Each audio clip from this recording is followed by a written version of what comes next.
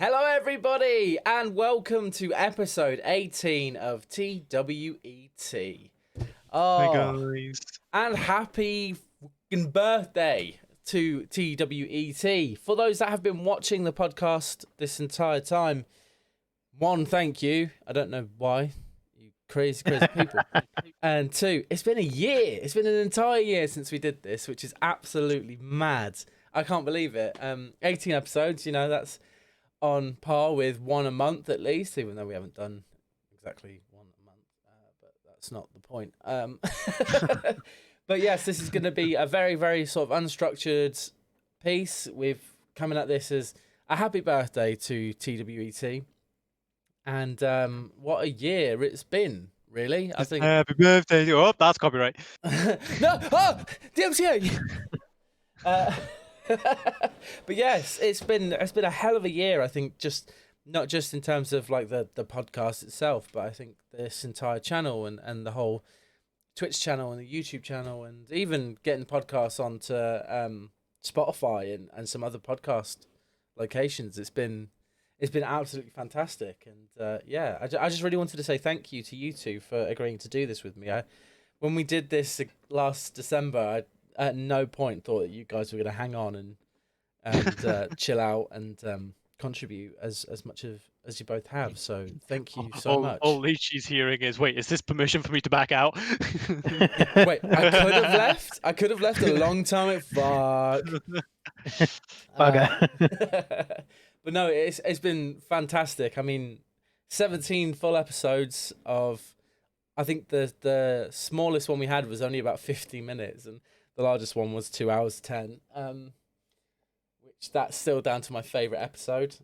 For anybody who doesn't know, that's episode 4, I believe. Yeah, I think it's episode 4. That was the Games of the Decade, which was a good episode. Yeah. I can't believe that was 2 hours long. It didn't feel like 2 hours that long. one just sort of dragged on. We didn't even realize. We're like, guys, it's been nearly 2 hours. We should probably wrap up now. Yeah. To be fair, there was a lot to say. A lot to say. Oops. But yeah, it's been absolutely fantastic, and I just wanted to thank you guys so damn much for doing this. It has been crazy, and it's I think it's good to review this past year, especially after the shower of shit that it's been, and just kind of talk about video games in 2020, as we all have done so much over time. But I think, to be fair, a lot of us are under the same thought process that 2020 has just been one of the worst years for video gaming in a long time. But there have been some absolute diamonds in the rough, and I think it's definitely time we focus on some of them, because I don't feel like, well, these two games that I've got in mind got enough love over this year, especially from us as well. And I don't know if you guys think the same, but I was talking about Doom Eternal. I believe that came out early this year. Please. I've not played it. I've never been much of a Doom fan personally, so. No, neither have I really. It's one that I've missed, but I know that it was really popular and it was really good in terms of it ran well. It's really well built as well. That's what I was going to say. Yeah. It's quite commonly used for benchmarking and stuff because it just runs flawlessly. It's consistent as well. Like, it's the consistency of its performance helps with like benchmarking actual like components and stuff and PC upgrades, because you can directly compare your performance with this graphics card to that graphics card, for example. Yeah. And what's interesting is that game has opened up a kind of channel to essentially completely break benchmarks. I mean, if you look at the videos that a couple of teams have done, they've managed to somehow, using liquid nitrogen, I think, managed to push systems to 1,000 FPS, to running 1,000 FPS on Doom, which is just crazy to think about. And they actually achieved it. It was a full test, and they actually achieved it. Granted, people keep also insisting on playing Doom on smaller and smaller things. Yes, I've seen. I believe Doom has been played on a fridge. Yeah. It's been played on basically anything with a screen. People have tried to play Doom on. Have you seen the best one though? Have you seen it being played on the two-tone coloured pregnancy test? Yeah. Yeah. What? Yeah. Yep. Someone managed to sideload Doom into a pregnancy test. It's just like a two-tone, like a black and white sort of little screen. I think it's just says yes or no, but they managed to hook it up and could play the original Doom off of it. Wow. Which was brilliant to see. So yeah, I think that game didn't get enough love across our podcast for sure. And I think it's definitely a gem in 2020 and the shit show that is 2020 for video gaming, because it did exactly what it set out to do. It was fantastic and it was absolutely loved by its community, and you can't ask for more than that, really. I True. really don't think. Is there any other games that you guys think, we definitely didn't talk about all that much this year and definitely deserved some sort of like golden award? The T.W.E.T award. T.W.E.T award. The T.W.E.T award. Congratulations. Game of the year. We present you the T.W.E.T award. That's a great one. If there's anything you guys can think of that came out this year. It's been such a long year. I'm trying to think what came out. Yeah. Yeah, that's kind of the problem. Is like I'm trying to think of things. I'm like, no, that technically didn't release this year.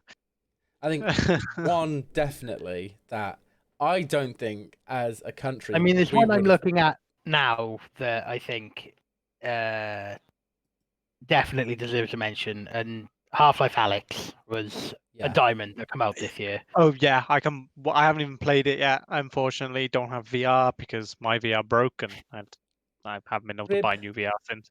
But that was definitely like well deserved of the attention it got. It appears, like I said, this is coming from secondhand experience and stuff, because I haven't played it myself. But from what I've seen, it definitely feels like it continued the Half-Life trend of not necessarily like innovation, but not always innovation, but mainstreaming something. Yeah. So, people complained that it's been so long since we had a Half-Life game, but Valve have previously said Half-Life has always, and probably for the most part will continue to be, their test bench to push something new. And like with the original Half-Life, the idea was to, in a way that hadn't been done before, push this first-person shooter, narrative-driven, like immersive world game, basically. Yeah. Of the time, and it succeeded at doing that. There are other games that had tried to do what Half-Life had done, but just nowhere near as successfully as Half-Life. And since then, it's become quite a common trend for first-person shooters to actually start having engaging campaigns and actually have a good focus on their campaign. And then Half-Life 2, there was a hell of a lot of focus on their physics and like used like the gravity gun and things like that. Like that was where the focus in Half-Life 2 was, and then they just never really felt like Half-Life 3. They said that the reason they never made it was because they never felt like they had a gameplay system or feature that they felt needed pushing, like absolutely needed pushing for the good of the industry. And that is what they hold Half-Life for. Thus, Half-Life Alyx was their dive into a huge push into the sort of AAA quality of VR, because Boneworks had recently come out, and Boneworks basically did what Alyx was doing just before Half-Life Alyx, but also people forget that Valve actually had some input on Boneworks. But yeah, it was VR, thus the reason they delved into it, with their own headsets and stuff, was where Valve said, okay, this is where the industry is going somewhere new, but it needs a big bank push. It needs someone who can throw money, throw AAA development quality at it to make it a real thing and not be an indie game gimmick instead of just, hey, play some bow and arrow, ooh, shoot at moving targets. It needed to be a real like first party experience, and thus Half-Life Alyx was their way of doing that. Yeah. And they pulled it off. They pulled it off absolutely phenomenally. The game is fantastic from what I've seen. Yeah, from what I've heard and seen, it looks brilliant. I haven't got a headset either, so unfortunately, I've not been able to try it. But I've only heard good things, which is good because VR is becoming more and more of a constant sort of stream of video gaming and interacting. You've got VR chat, you've got a lot going on in terms of these sort of indie games, Star Wars official games on there. And since Half-Life Alyx, we've now got the new Medal of Honor. Medal of Honor's made a comeback in VR. Yes. And Medal of Honor was... yeah, I wouldn't get too excited. It's garbage, apparently. Fair enough, but the game's franchise was dead and buried, and it was revived for VR. Now, whether the game itself is successful, it speaks volumes for companies' opinions on the success of VR. Because a major franchise like Medal of Honor would not be revived for a VR game if they believed VR was going away anytime soon. Yeah, exactly. Very true. You make a very, very good point. And it's good to see that. And like you've said, it's Half-Life Alyx is more or less paving that way, throwing a AAA title at it and not having it be a piece of shit, which Medal of Honor sounds like, unfortunately. Yeah.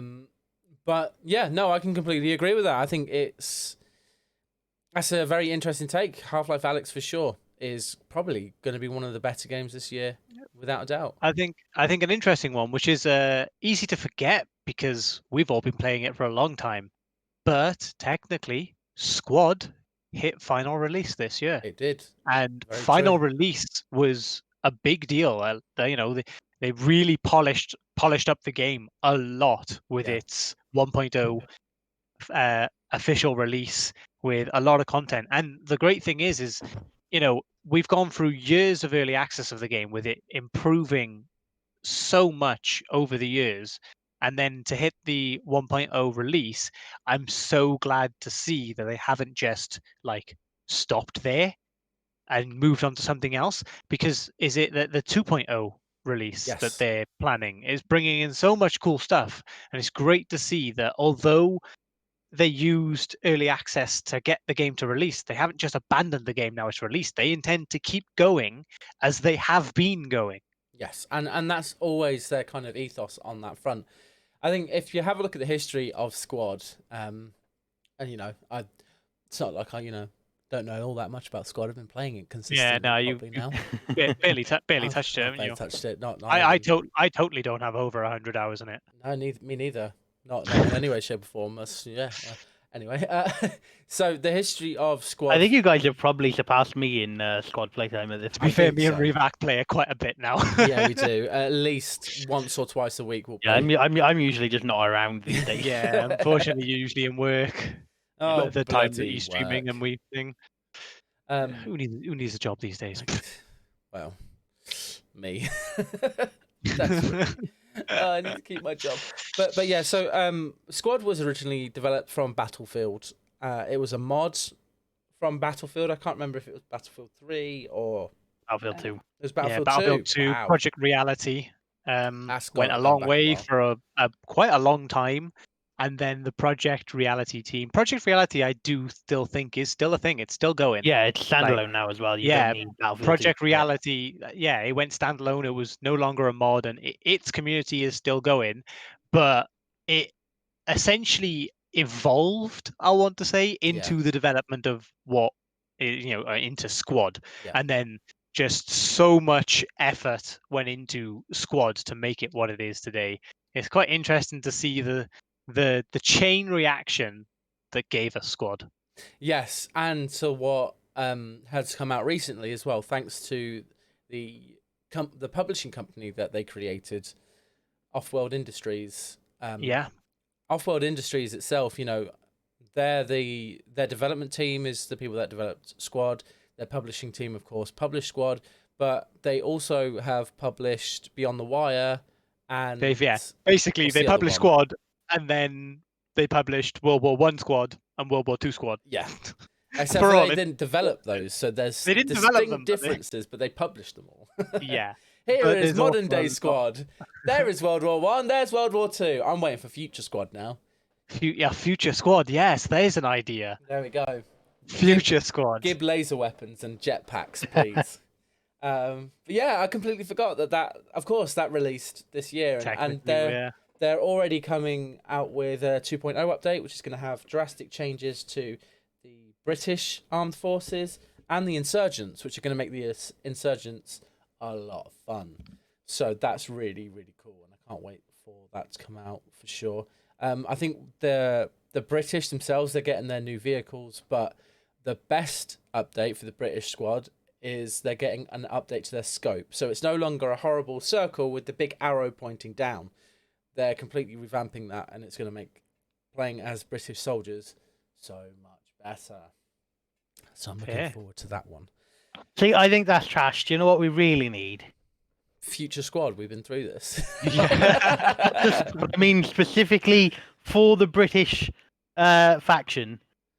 Future squad. I mean, the British are always going to exist. Using tea bags instead of bandages. Yeah, that. But yeah, I want a canteen of some Earl Grey. Yeah. PG tips, man. Yorkshire Gold. I think each role should have its own brand. So like squad lead will be Yorkshire Gold, and then your medic might be your PG tips. Fuck medic PG tips. Brilliant. So yeah, those updates are coming out. That's going to be a lot of fun. Cannot wait for that. Now, is Leach? Do you have any other games that you can think of for this year? Because I've got a juicy one that I think for some reason a lot of people forgot, and I think without this game, then the United Kingdom, the United States, and probably every other country that religiously plays video games would have crumbled by now, thanks to COVID. But Animal Crossing. I wish you hadn't said that. Why? Because now the theme tune is going to be stuck in my head for the rest of the day. Animal Crossing came out in 2020, and that for me, without a doubt, is one of the best games that is released. And the amount of people that not just bought it, but bought a Switch because of it is doing. I mean, it came out and worked, which was a good start. Yes. Oh yeah, it did. It just worked from the word go. Speaking of buying a Switch for Animal Crossing, I have the Animal Crossing Switch. Yeah, I know you do, which is awesome. But I think I'm along with everybody here. Is just so pleased that it was so good and it just worked well, and it kind of it righted a lot of wrongs. I think that's the wrong term that the older games did. It added a lot of things that people were so desperate for, and removed some of the really stupid stuff. Like if you walked over a crack in the ground where there's a fossil by accident, you'd fall through it, and they got rid of that, thank God. But being able to actually change your island properly, build bridges, and it gave a really, really great dynamic compared to the rest of the games. And I really don't think a lot of people would have survived without that game this year. It was absolutely fantastic. And Nikki, you can bugger off. It does not work perfectly. CD Projekt Red's Cyberpunk 2077 is a bit of a buggy mess. It's a fantastic game. I love the game. But it's a shambles. I'm so glad that I went into the game absolutely blind. Like I showed the game no interest at all during all the build up and all the trailers and the devlogs and all that stuff. I watched maybe 2. But yeah, I'm really enjoying it. I'm really enjoying it. The latest update has given me like a 10 FPS boost just across the board. I just run the game 10 FPS higher everywhere. That is a really good point. Anybody watching who doesn't know, there was a Cyberpunk update that came out a couple of days ago, 1.7 gigs, and the improvement in performance is unreal. Anybody who watched the stream and watched me stream that game knew that when I was in a car and I was driving over 40 miles an hour, I would just drop to about 4 frames, and it was pissing me off. When I was playing it offline, not much of a difference, 10 frames at that. They've massively improved that. I still see a degradation in frames, but I'm talking more to 30, not to 4. So, and the fact that it was only a 1.7 gigabyte update is just amazing. The performance is just tenfold. I couldn't believe it when you said about it, and I was like, oh, it won't make that much of a difference. And I never see these things. Like, I never ever see massive improvements. I'm sitting there going, oh my god, when I swing my sword, it fucking swings, and I see it in every frame. Oh, it's so silky smooth. And Pretty much, yeah. it was just, I can't believe how much of an improvement it had, and I'm so pleased it did. It's good to see it kind of moving in that direction again. But yes, anyway, Animal Crossing, amazing. I've Amazing. got a bit of a surprising game because I don't think any of us have played it, funnily enough. But it's a game that I feel like I should mention. Hades. Mainly because Yeah. it's become so popular. It's an absolute marvel in showcasing what a small indie game basically can do and the impact it can have on the industry. It's a sort of top-down isometric, sort of very 2D art style game, and it's won so many so many awards and gained so much attention for just its atmosphere, story, and the music of the game. And this game's not huge. It's a pretty decent game, but it's made by Supergiant Games. Yeah. So, and they've made some good games in the past. They're the guys who made Bastion and Transistor. Which are very similar games, but they're not exactly a huge AAA developer by any sense of the matter. And yet, when Hades released it, really sort of shook up the industry a bit. So I feel like that's a good game to mention because that's especially considering we've had such a shit year. And I feel like that probably helped it a bit. Such a shit year of AAA games. This year has been fantastic for the indie scene. Yeah, no, it really has. It really, really has. And it's good to see that Hades actually did win a Game of the Year award, which... Do you want to buy followers? Sorry. Shut up. Get banned. Yeah, so it's fantastic to see. And you know what? I think a lot of games this year have had the love that they deserve, but it's all very well thanks to live streams. As Nikki said here, Hades got a lot of help from live streamers. So did a lot of games this year. And I think that a lot of the games that got all that love on Twitch and so on deserved that amount of love for sure. I mean, another game that was released this year, which in my eyes is one of the best games I think I've played in a long, long time, was Fall Guys. And that was released in August this year. I think the great thing about Fall Guys is it's one of those games like Among Us, though Among Us came out 2 years ago. Yeah. It gained popularity this year, but technically the game's 2 years old. But in the same way, Fall Guys has managed to really capture an interest in non-gamers, I suppose is the term to use. A lot of people who before we don't go really on, play we don't games. discriminate on whatever games you play. We do not subcategorize you as gamers or non-gamers in this situation. This is just a term used by the industry. We love each and every one of you, and we believe that equality across gaming is fantastic. Much love. Love you. Carry on, Roost. Fair, no, I completely agree with everything you said. But you know what I mean? People who, in the same way, I suppose, in the same way Animal Crossing did. There are people who played very limited games. It wasn't games that really interested them. And they're not gonna go and play the latest, say, Call of Duty or big RPG or anything like that. But then Animal Crossing came out, and it was known as the wife's game in the industry as like a little funny dub because a lot of people who had a Switch and played loads and loads of games and were always really hyped about. There was a lot of attraction on Reddit of people being like, "Oh my god, it's so amazing to see my wife actually interested in a game for once." And it's kind of the same with Fall Guys. A lot of people who don't really play games in their spare time, it's not really their hobby, just really took to the silly, fun sort of platforming I suppose almost. a big thing of it is it's been so long since we saw a truly just casual game. Yeah. Oh, yeah. Even games that are dubbed casual still have some kind of overarching seriousness to them, I guess. There are games that are dubbed casual that have a competitive mode. It's like that. Then you're not a casual game. Just let people have fun. And that's exactly what I think Fall Guys and Animal Crossing gave to everyone this year, because it has to be said that COVID and all of that stuff, especially in the UK, has massively helped the gaming industry and the live streaming industry. There's no two ways about that. More people have been at home, more people have been furloughed in the UK. Some people, unfortunately, have lost their jobs in the UK.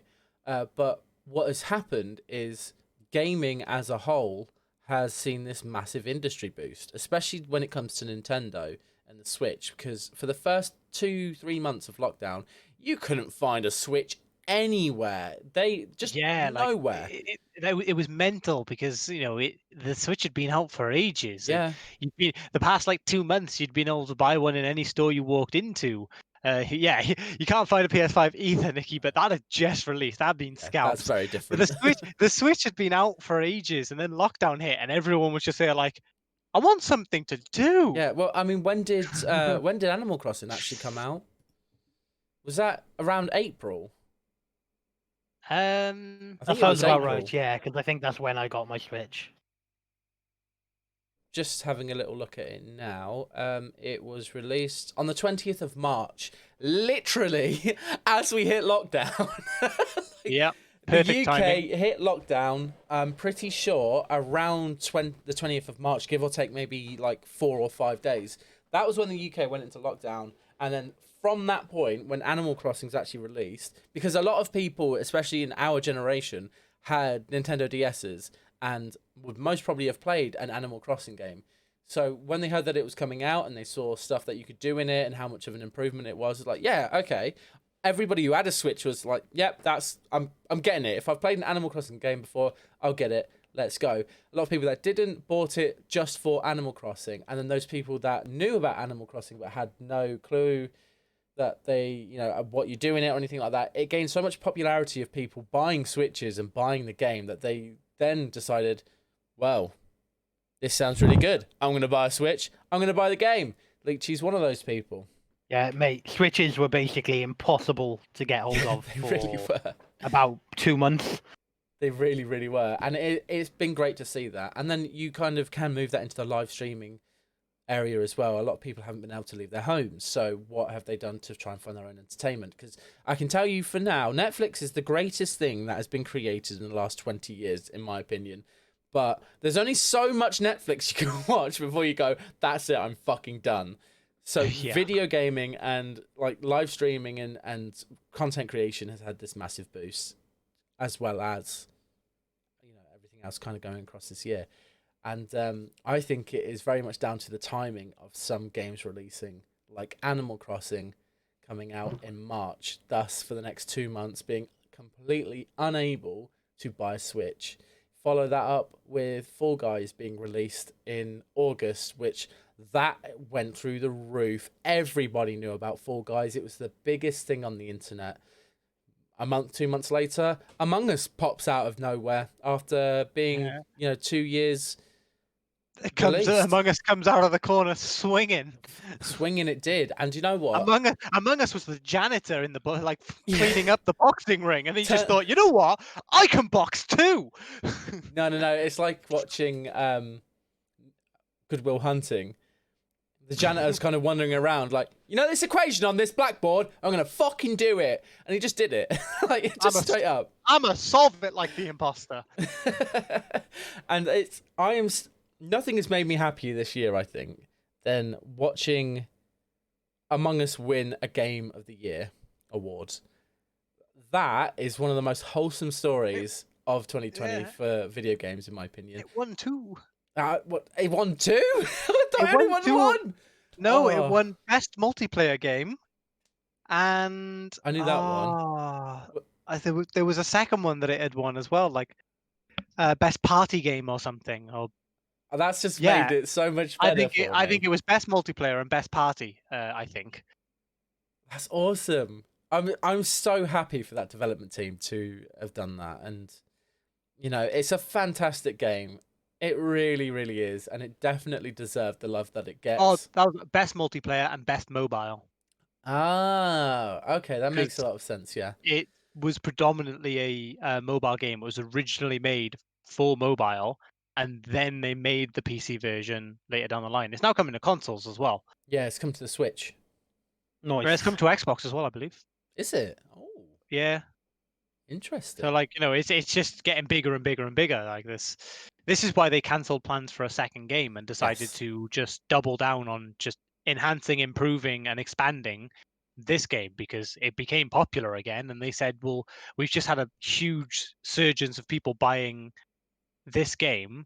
We don't want to immediately ask those people to go out and buy a second game when we can just Exactly. put all development that was planned for the second game into this game. Thus, we're getting new maps and new features, and it's coming to consoles and things like that. But yeah, it won best mobile game and best multiplayer game. And I think that they have to thank Twitch a lot for that. Oh yeah. Without Twitch, I think without the year that we've had so far, without more people going online to find their entertainment, and especially going to Twitch, I don't think games like Fall Guys and Among Us would have been as popular as they are right now without more people going to Twitch to watch it. And I think, if we're going to take a positive out of anything this year, especially in the video gaming world, is that Fall Guys and Among Us were two of the greatest games that people have just taken on board and just played and watched. I mean, I must have watched Fall Guys 2 weeks consistently, 3 hours a day before I even bought the game, because it was so much fun to watch.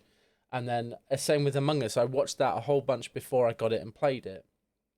And without Twitch and without people having to stay at home and wanting to watch this, that never would have happened. So it's just, in my eyes, it's fantastic to see that positive come out the back of it. But that's everything positive gaming wise, pretty much, for 2020. It's there have been some really, really positive things. The Game Awards was a great event, even though I obviously didn't watch enough of it. But there have been some absolute showers of shit in 2020 when it comes to video gaming. The Last of Us.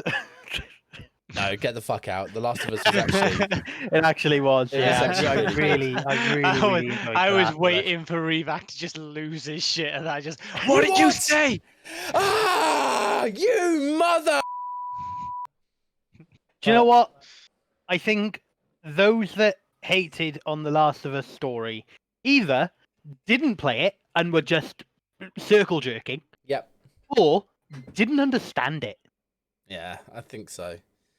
Because I thought it was great. I thought it was great. I thought it was a really, really good game. And not just like... The game is very much based on its story. Anybody can sit there and say about its gameplay mechanics, but you're not going to change that drastic. It's like saying, oh, Gears of War was a shit game because for the first 3 games they had exactly the same mechanics. Well, yeah, the game's more about the story and how it looks, not the fucking gameplay. Same with The Last of Us. But The Last of Us has got solid gameplay in the background. And the story was absolutely brilliant. I've always hated when people like to complain about there's only game so being much the you can same do as the previous one, because it's like, well, yeah, it's a sequel, not a different game. Yeah, exactly. It's a sequel. Yeah. The game is the same with more story. There's only so much you can do with the gameplay loop. Exactly. Yeah. Imagine if Halo 2 was a third-person cover shooter, as opposed to Halo 1 being the first-person shooter that we all know and love. Yeah. It wouldn't be Halo. No, exactly. And I think the only game in recent memory that I can think of that had enough changes to make it look and feel completely different, but actually make the game 10 times better was Mass Effect 1 to Mass Effect 2. I think it's probably the best example there, because that had enough changes in the way that you moved, the way that you played, and it had a complete overhaul, and it worked really, really well. And I think that's because Mass Effect 1 was dealing on, kind of older ideas that didn't necessarily work as we were moving into a much faster paced gaming environment. Whereas The Last of Us 1, the gameplay was so awesome. Why would you fix what isn't broken? Use it, and then you add some more stuff onto it, which they did. They added enough for me to continue playing it. But they still kept it feeling like it was The Last of Us, which if they didn't, that would have been more of a flop than what people thought it was. And let me just get this out here. The Last of Us Part 2 was not a flop in any way, shape, or form. It actually performed really, really well. And that was a game that in no way, shape, or form was broken on release. I ran into no bugs, no issues, no problems. And, you know, it was very linear, but there were points where you can just wander around. And it was brilliant. And they did a fantastic job of it. So people that were crying... Go on. Are you quite passionate for the game by any chance, mate? No, he hates it. Maybe a little. It was good. Like, it was really good. And it annoyed me this year that people were like, I don't like the story because it wasn't a happy ending. Ugh, shut up, you knobs. Like, just no. I'm like, oh my God. Spoiler alert, by the way. I'll give you 2 seconds. 1, 2. Joel dying at the start. Yeah, it was a fucking kick in the gut and it was bullshit. But... when you actually hear the reasons as to why he died, it makes complete sense. And I'm sorry, but from a story perspective, when you get to play Abby, for the first hour you're playing Abby, you're like, fuck this bitch. I don't want to play as her. Yeah. I do not want to play as her. 5 hours in, you go, fuck, that's why. That makes so much more sense. And you start to empathize with her and understand why she did what she did. And it kind of just makes all that sense. And I think that's why I consider it as a fantastic game. And one that I really, really enjoyed because The only thing... because of that reason. The only thing I'm torn on is I do kind of feel that maybe they could have developed Abby a little bit further before they had her carry out, you know, the killing The of act. fucking... Yeah. Yeah. I do feel like, you know, it was just... It seemed very rushed. It just, you know, it just... One minute you're wandering around doing things as Ellie or whatever, and then the next you're watching this scene and she's come in and she's beat the living crap out of Joel. It felt very rushed at the start. I think it kind of depends how you look at it, because us as the player, obviously we get that overarching thing, but it's one of those games where you're supposed to try and supposed to immerse you. You're supposed to see yourself as the character you're playing as to an extent. And as the characters you play as, you don't know who Abby is. She genuinely does just come out of nowhere, and she's got this vendetta against Joel, and it fits. In that regard, it fits. What happened works. Yeah, I think what they went for is... I'm not necessarily going to agree with you on the rushed part. I think what they did was they tried to get the story going quick with a massive amount of shock factor, and a lot of people that sat there and go, oh my God, what the fuck have you done? That is it. We're going on a murdering spree to get to this bitch. And I think that having to do that quickly in the game really made people grasp it and really made people focus on it. But I think the problem is they used the shock factor too much, and there was maybe not as they kind of intended, because people were so angry for revenge on Abby that when we started to play her, people got very, very upset. If you watch, there's a couple of compilations of streamers who start playing it. So they start playing to the point where Joel dies, and there's streamers crying. They're really upset. There's really angry ones. And then it goes through the game a little bit more, and you start to see people dying off and you killing people. And then it goes into Abby, and everybody's like, you're not going to make me play as Abby. I'm furious. I don't want to do this, blah, blah, blah, blah. And then it continues to show them going through this progression. And some people who are still like, ow, I don't want to play as Abby. But a lot of people are saying oh shit, that's why she did what she did. She's a Firefly. Her dad was the surgeon. That explains a lot more. And you can't sit there and say that out of all of the the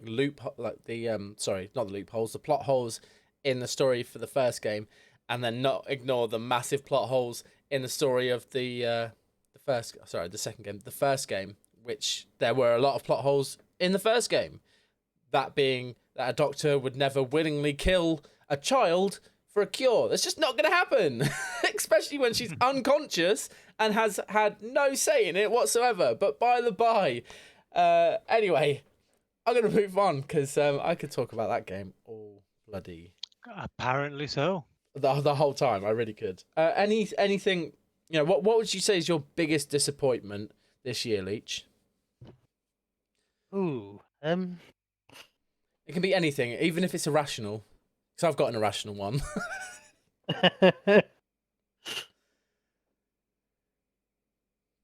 Well, I mean, what, gaming related or? I'm gonna get. It's a gaming podcast. We'll keep it gaming related. I don't know. I mean, yeah. I honestly, I don't know off the top of my head. Yeah, move along. Give me a minute. Well, yeah, all right. We'll and loop we'll come back back. round. Roost. Honestly, I think the lack of information we've had from a lot of franchises and games due to delays and stuff because of COVID. I'm not blaming studios, but I feel like some extra transparency, like company transparency, that's what's let me down the most. Yeah. So you've got like Halo Infinite. I think people would be a hell of a lot less miffed about the Halo Infinite delay and stuff if there was just some more transparency to the build up to that reveal and the fact that the game just wasn't where it needed to be. And we all know why it wasn't where it needed to be. Yeah. You know, It wasn't easy the to big hide it. 19. But then there's just other games like, I suppose, Starfield.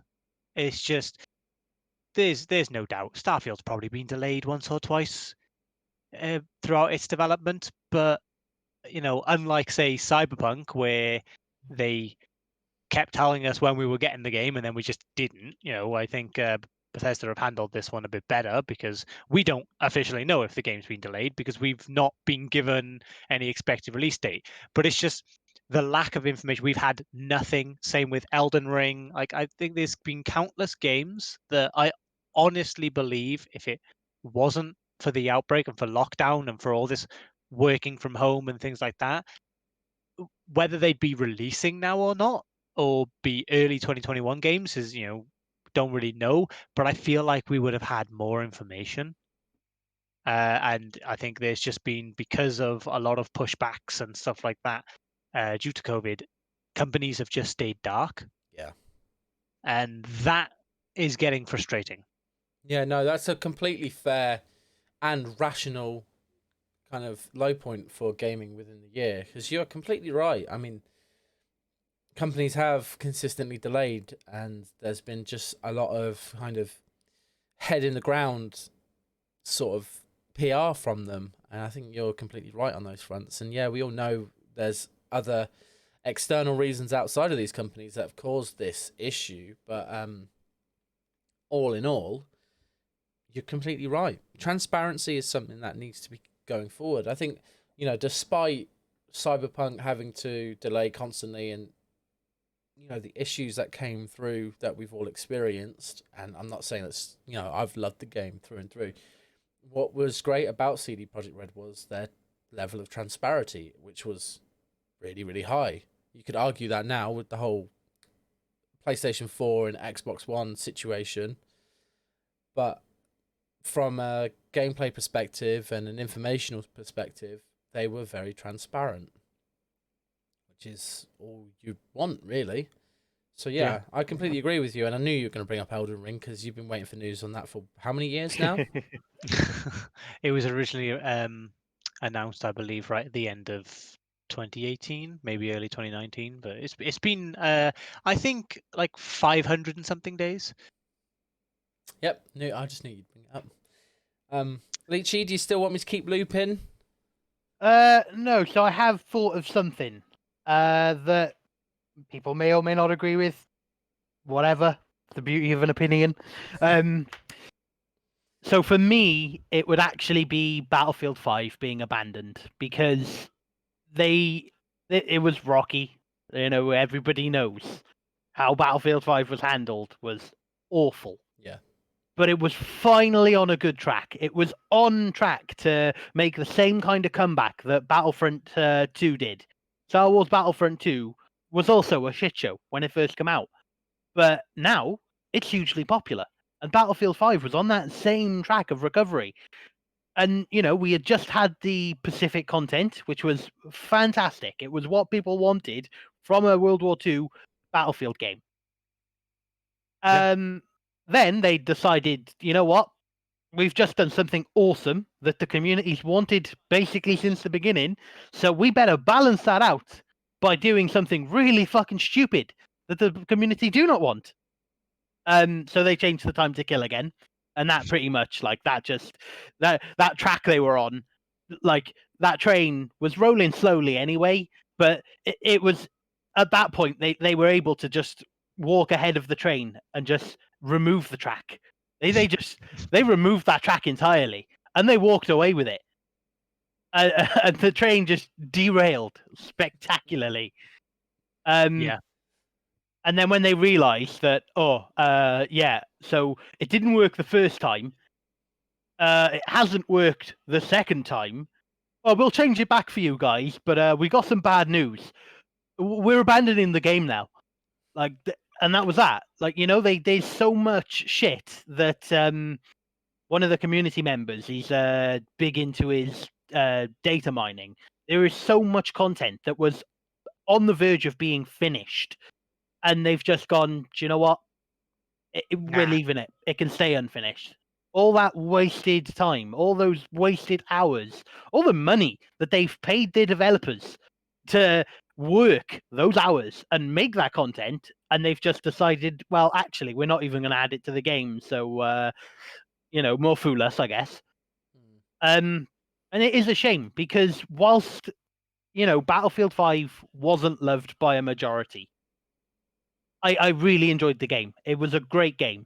Yeah, Maybe not a great Battlefield because there were aspects that were lacking.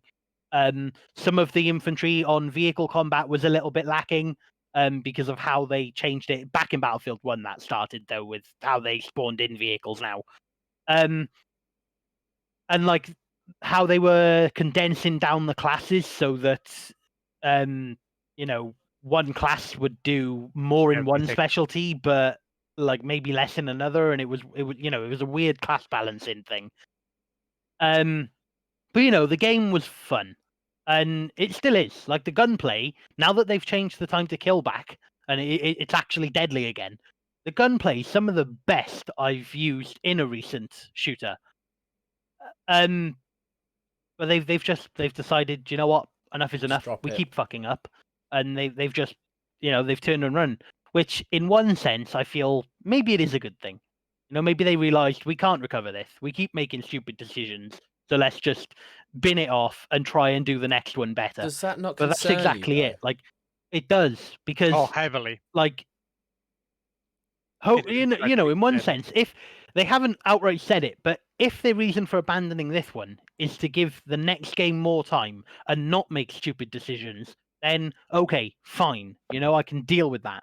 But I'm so skeptical of that. They've made such a shit show with 5 that okay, by abandoning it now, it does give 6 more time, but are they still going to make stupid decisions? Yeah. Is the game going to come out with a freaking time to kill like longer than my leg? It's I think it is a problem, especially from a company like EA, because it just gives that mentality that EA have got such a vast amount of money that they can produce an absolute piece of shit and just drop it because they don't care. If this was an indie team developing, the Battlefield games, or not even just an indie team, a smaller development team that was developing it, they would put their entire heart and soul into that game, and we know that would happen. It would never be dropped. The fact that there's so much money backing EA as a video game institution that they can literally just take something like Battlefield, make it shit, try to improve on it, and then just go, I don't really care anymore, so we're just going to see you later, and then they're fucked off. And that's a big problem with these huge companies, because I feel like Ubisoft has been moving in the exact same direction as EA, and it is a concern. And that kind of leads me on to my one, unless there's anything else, Leachy, you've got to say on that front. So to add on to what you were saying about EA, is they've recently decided to they're buying out Codemasters, which are the guys behind the Formula 1 games, which are normally churned out yearly anyway. Yeah, but still, we all know how much EA love to churn out a game yearly, so we can sort of already see where that's going. Yeah, we'll have to wait and see. Depends on Yeah. how they keep. Anyway, yeah. Moving on. So my biggest disappointment this year is, without a doubt, whether or not it's irrational or not, Assassin's Creed Valhalla. And the reason why is because I thought that it was going to be a fantastic story, a fantastic game, and something that I wouldn't get too easily bored of. And I know that there are individuals out there who haven't had this experience. That's why I said at the start it was a bit irrational. But the game is so uninspiring and it's so boring and it's just such a slug to do anything. Do you know what? I loved the fact that they finally kind of tried to bring it back to its roots slightly. You got like an Assassin's tutorial at the start, which was like, yes, this feels like I'm playing a proper Assassin's Creed game. And then you've got the actual order when they're still called the Hidden Ones. This is before they were called the Assassins. And they're all set up in the classic Assassin's gear. And it was good. And I was thinking, yes, this is a fantastic return to form. We're finally getting somewhere. And it's in a really good spot. And then it just turned into Odyssey. And I'm running around a massive world that's just empty. It's just... Yeah, that's the bane of modern open world games. It is really is. big open worlds. We've got to do big open worlds, but we can't fill it with anything. Yeah, and that's exactly what it is. You're traveling like 15 kilometers either by boat or on horseback, and there's nothing there. You take a game like Red Dead Redemption 2, the world was massive and it took you forever to get from one place to another, but you could run into 4 encounters on your way there, or you get distracted by something, or you go and do something. And the world, considering it was supposed to feel like a dead world because that's what the Wild West was, it still felt alive. But fuck me, ACV is one of the most boring worlds I've ever experienced in my life. And it's such a shame because I was so excited about being a Viking, because that whole era is so appealing to me. I was super excited to see how they were going to do it and what the story was going to be like. And the voice acting was shit across all forms. It was just uninspired and it was boring and it just didn't make sense as well. They were just like, oh, we've given our kingdom to another king. Well, let's just go to England then. All right. What? No, there's nothing there. There was no sustenance there whatsoever. Then they get to England. And it's like, okay, we're here now. Now, oh, look, I've got to travel fucking 20 kilometers to get somewhere, and there's nothing to do here and there. And anything that I want to go and do looks pretty boring anyway. It's just like find a chest hidden somewhere. Like, what? I don't care about that in any way, shape, or form. The combat was all right, but it was Odyssey. It was just Odyssey reskinned. They took 2 years to develop a Viking version of Odyssey, and I didn't love Odyssey. I know there are still, again, a lot of people who really enjoyed it. I just feel like, probably with a lot of people, since Origins, Assassin's Creed is taking this different direction that very much pulled away from the reasons that a lot of people enjoyed the originals, and it's nothing to do, because a lot of people are saying, well, it's because you haven't played an Assassin properly for years. But no, the gameplay's drastically changed. For in my opinion, Origins for the better. Origins was a very, very good game, but I just don't feel like those that really loved the Assassin's Creed series, like myself, I adored 1. 2 was one of my favourite games of all time, but I just couldn't adopt the new RPG style. And that's coming from a person who adores RPGs. I just don't think it landed well, and I think it's continued to just be shitter and shitter since Origins, to unfortunately the point that it's at now, and I'm so disappointed because I was actually looking forward to this game, and I played it for about 2 or 3 days and gave up. I have not picked it up since I last streamed it, which was well over a month ago. Fair. I'm so bitterly disappointed in it, and I think it's just classic Ubisoft. I mean, if you're taking 2 years to develop a game, why does it look and feel exactly like your one from 2 years ago when that wasn't as successful as you thought it was going to be? Yeah. All I'm going to say on that front. But yeah. Okay, guys, we got a little bit of time left, and I've had your low light of the year in terms of gaming. We've named a couple of games that we think were fantastic in 2020, as we know that there were a lot that weren't. So I really want to know what your highlights, or what is your highest light of 2020 in terms of the gaming world? Shoot. I think Squad, to be honest. Yeah. I think I can't really think of a negative that I've had with Squad and its full release. I can't think of any part of the 1.0 release that made me go, "Oh, that could have landed a bit better."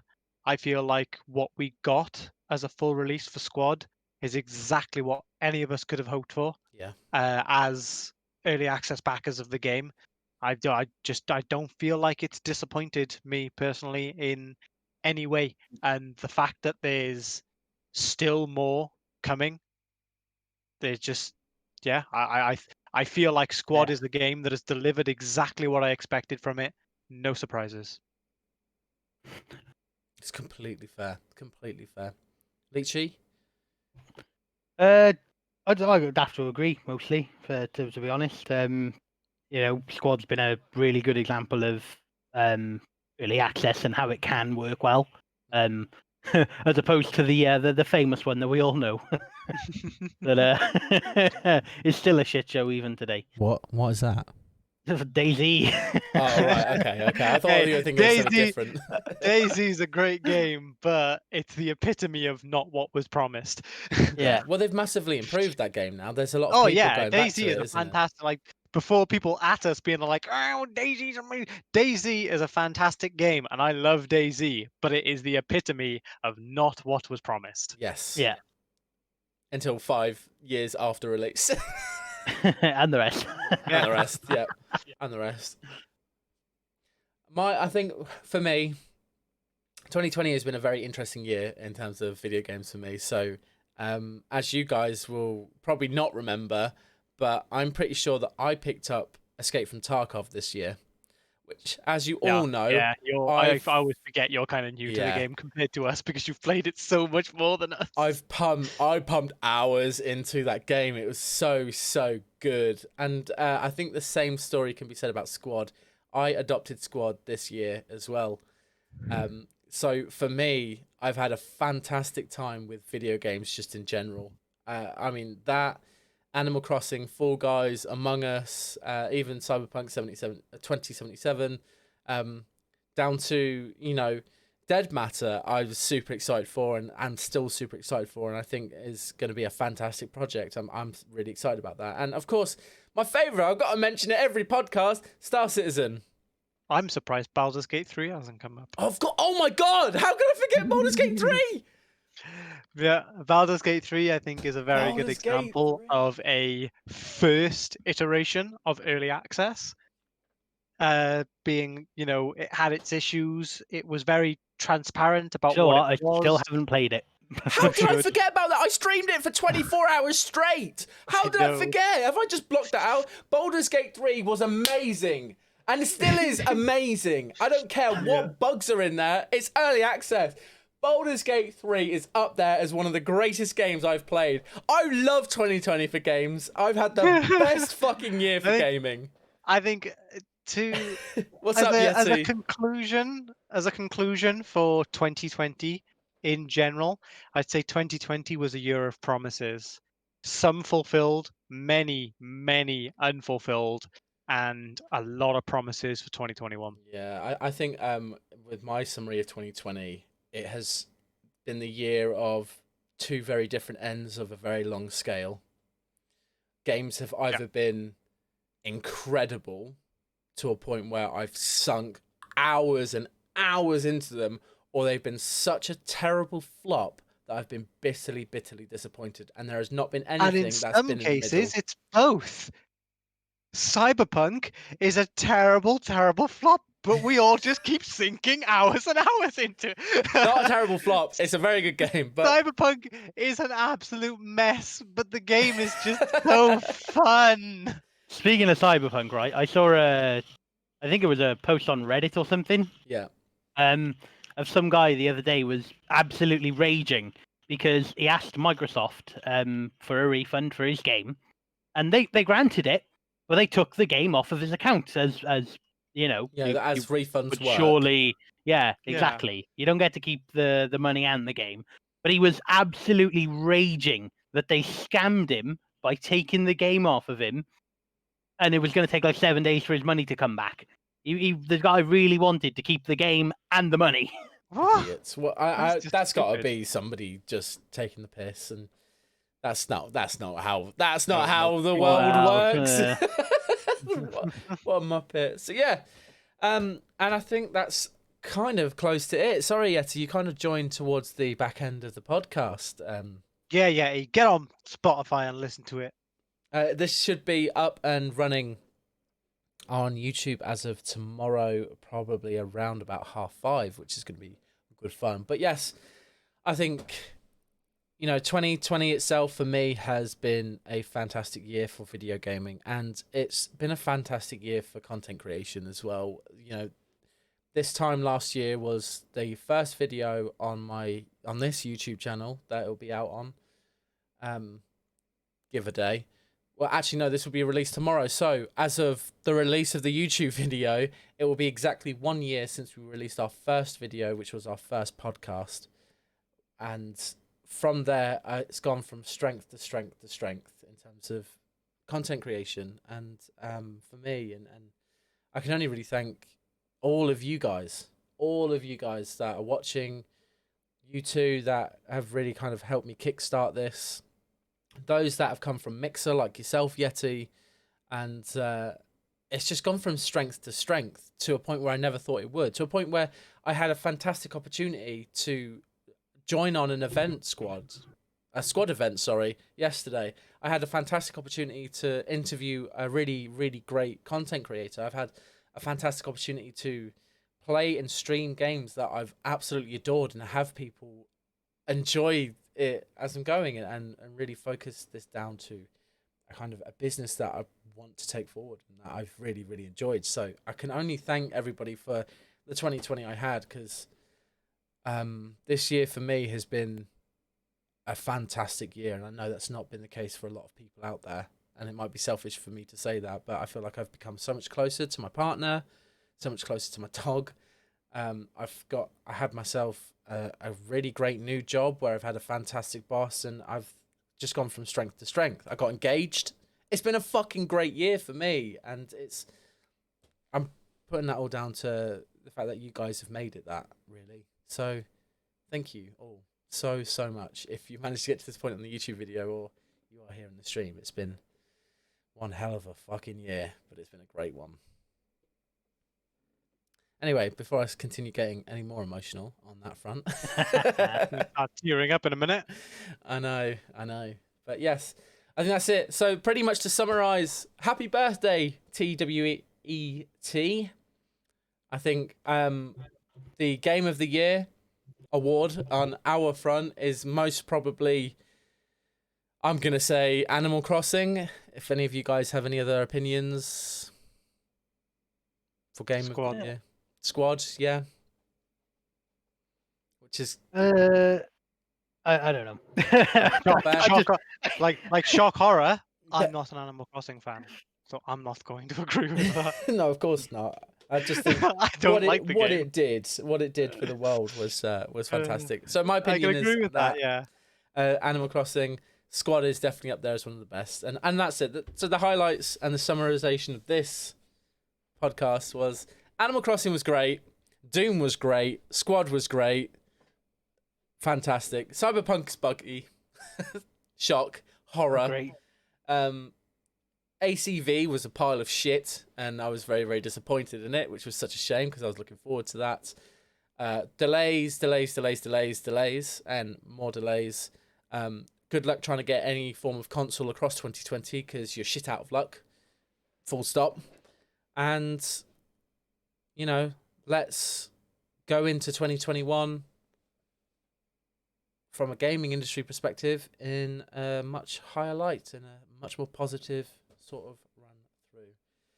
Anybody else have anything to add on that front? Nope. Merry Christmas. And Merry Christmas. Completely forgot about that. Holy shit. Yeah, everybody, Merry Christmas. Well, yeah, it doesn't feel like much of a fucking Christmas, does it? No, it does Thanks, not. Mojo. Thanks, Drakeford. Yes. Bastards. But we're going to end here. Yeti, yep, did see that Skyrim is now coming onto Game Pass, which is fantastic for those that haven't played it. Seriously, where have you been living? Yeah, if you haven't played Skyrim, what the fuck's wrong with you? Yeah. But other than that, yeah, it's great. Game Pass. Oh, that's another thing that we have mentioned a lot on this podcast. Game Pass is the greatest thing to ever be released for video gaming. Full stop. And that's it. That's There you go. 2020. Game of the year goes to Game Pass.